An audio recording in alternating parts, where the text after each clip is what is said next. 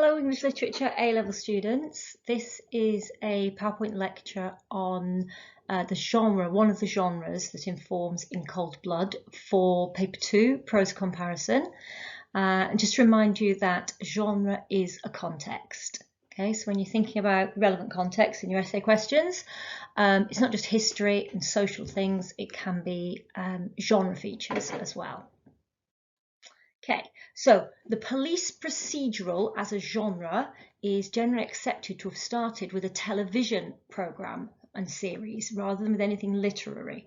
So this is an example of a different media then influencing a literary genre. So, and the precursor or the beginnings of this genre is usually taken to be a TV series in America called Dragnet. And this started in 1951, and as you can see, it ran for nearly 10 years, this series, so extremely popular. And if you look at that, that final date, 1959, In Cold Blood is published in about 62, 63, but Capote starts researching it right at the end of the 50s. So some of the things about that Dragnet had to help us think about police procedural, every episode of what was a fictional television series started with these words, sort of voiceover at the beginning. The story you are about to see is true. The names have been changed to protect the innocent. So you can see the promise of police procedural is, based very, very much on real life, real crimes, but also real investigations by real police detectives. This is enhanced by how, first of all, the television program is made and then how the fictional version works. So for the television series, it had a very documentary style, shot on location, very realistic dialogue and realistic acting, the opposite of sort of melodramatic acting.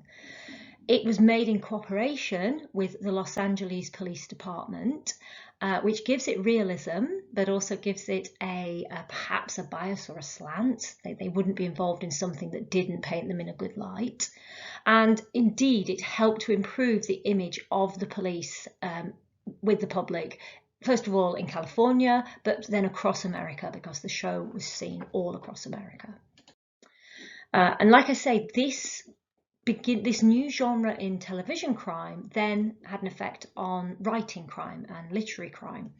And a series of novels that are seen as being the first examples of police procedural in a literary form were written by an American author called Ed McMahon, and he created a fictional police precinct, the 87th Precinct, and so the series is known as the 87th Precinct novels.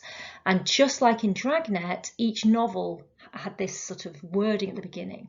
The city in these pages is imaginary. The people, the places are all fictitious. Only the police routine is based on established investigatory technique. And there, in a nutshell, is police procedural, and what makes it different from other subgenres of crime and detection. There's a really key focus on police work in all its stages, using realistic details and realistic language. So these are some of the genre features. The police procedural became very popular, very successful. Still today, it's probably the most common way that crime is written today, both in Britain and America. So it's a more realistic depiction of crime itself, of the society in which those crimes take place, and of detection than in previous crime or detective fiction. Not just Sherlock Holmes, but well into the 1930s and 1940s, someone like Agatha Christie is still writing, with amateur detectives and very outlandish crimes in very limited social circumstances. These novels focus on a police detective working in a team rather than an individual amateur or a private outsider. So you could think of Franklin Blake in The Moonstone as an individual amateur. I know that Sergeant Cuff is a professional, but famously, infamously, significantly, he fails to solve the crime the first time round. And then it's the individual amateur who has to take over. The private outsider is someone like Sherlock Holmes, Poirot, Mrs. Marple. That's not what you get in police procedural. Not an individual and a team who are all actually professionals. And in police procedural, the police are portrayed as being competent and as protectors of society. They are disciplined and they cooperate within their team, but also with other police forces and other forces of the rule of law. And the effect of this for the reader is it's a reassuring bulwark against crime and disorder. So what I would recommend you do is you make notes using these bullet points about how Truman Capote in Cold Blood uses some of these features of police procedural. Do not try and apply these to the Moonstone. Okay, this genre comes along long after the Moonstone, and it is ahistorical and not helpful to then look for these features in an older text. So this is purely what you will find in the Moonstone. In Cold Blood, sorry. So once again, here's some more genre features which you should think about how these appear in Capote's novel. A focus on the actual methods of police and investigations. The plot itself is organised around the execution of that process. The text will use the language and the jargon of policing. This helps to create that realistic feeling, which is really what the audience like, the reader likes. And in order to do that, the novel depends on the writer's sound knowledge of procedure, including scientific departments and methods. And the police procedural plot will end with the trial and punishment of the criminals. So remember how Truman Capote was a journalist, and he approached this with journalistic skill, along with Harper Lee, and he gained the trust and the confidence of Dewey and most of the rest of the detectives. He interviewed them extensively.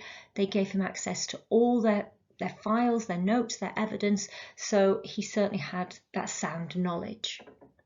But then think about examples in the text where he shares that with the audience. And then, so what sort of detective characters and detective figures do you get in police procedural? You get ordinary people. They're highly professional, but they are not eccentric or geniuses. They don't have hunches. They don't have supernatural intuition that makes everyone else look like fools. And importantly, they don't solve the crime individually. And I think hopefully you can remember things about In Cold Blood, where it's not an individual detective. Different detectives, different police forces make individual breakthroughs, and they all put it together. So they're part of a team.